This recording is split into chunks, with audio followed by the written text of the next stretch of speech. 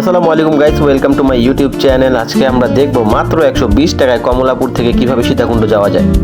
কমলাপুর এসে আপনারা সরাসরি চলে আসবেন 19 নম্বর টিকিট কাউন্টারে। 19 নম্বর টিকিট কাউন্টার থেকে আপনারা সীতাকুণ্ডের টিকিট সংগ্রহ করবেন। জনপ্রতি টিকিট নেবে মাত্র 120 টাকা।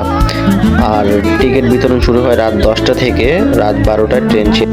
টিকিট সংগ্রহ করে সরাসরি চলে আসবেন 1 নম্বর প্ল্যাটফর্ম। 1 নম্বর প্ল্যাটফর্ম থেকে ট্রেন ছেড়ে চলে যাবে রাত 12টায়।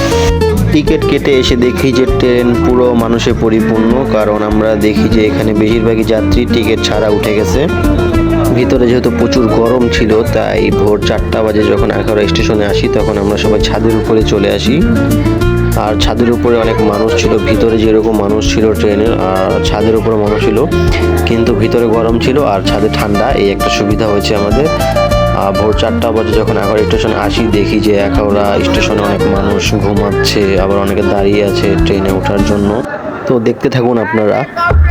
আমরা যে সময়টাতে যাই তখন এইচএসসি পরীক্ষা শেষ হয়েছিল, তো সবাই আর কি ঘোরার জন্য সীতাকুণ্ড যাচ্ছিল। সবই আমাদের বয়সের ছেলেপেলে যারা ছিল, তাই ভিড় একটু বেশি ছিল। আর এটি হচ্ছে আন্তনগর পরিবহন, এটা ডাইরেক্ট চট্টগ্রাম যায়। তো এটা ছাদের উপর মানুষ ওঠা নিষেধ, তারপরও দেখি যে এটা ছাদে করে মানুষ যাচ্ছে। মানে এত পরিমাণে ভিড় ছিল মানুষের।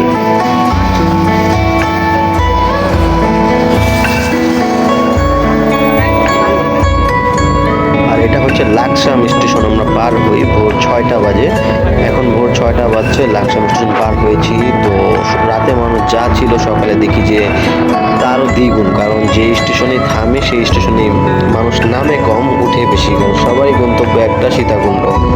মানুষ যা নামে, একজন মনে করেন যদি একজন নামে তাহলে 10 জন উঠে, এই একটা অবস্থা। ভিতরে তো যাওয়ার জন্য জায়গাই নেই, আর ছাদও পুরো পরিপূর্ণ। ছাদেও এখন আর মানুষ ওঠার মতো জায়গা নাই।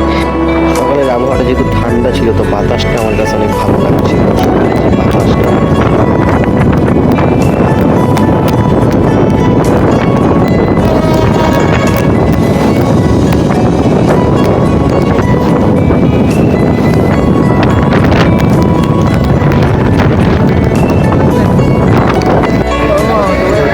স্টেশন সকাল 4টা বাজে আমরা পৌঁছাই ফেনী স্টেশনে। ফেনী স্টেশনটা অনেক সুন্দর ছিল, দেখার মতো। আমার কাছে ভালোই লেগেছে ফেনী স্টেশনটা। তো সকাল 7টা বাজে আপনারা এসে পৌঁছে যাবেন ফেনীতে। আর ফেনী স্টেশনে মোটামুটি দেখলাম যে ভালোই মানুষজন নামছে।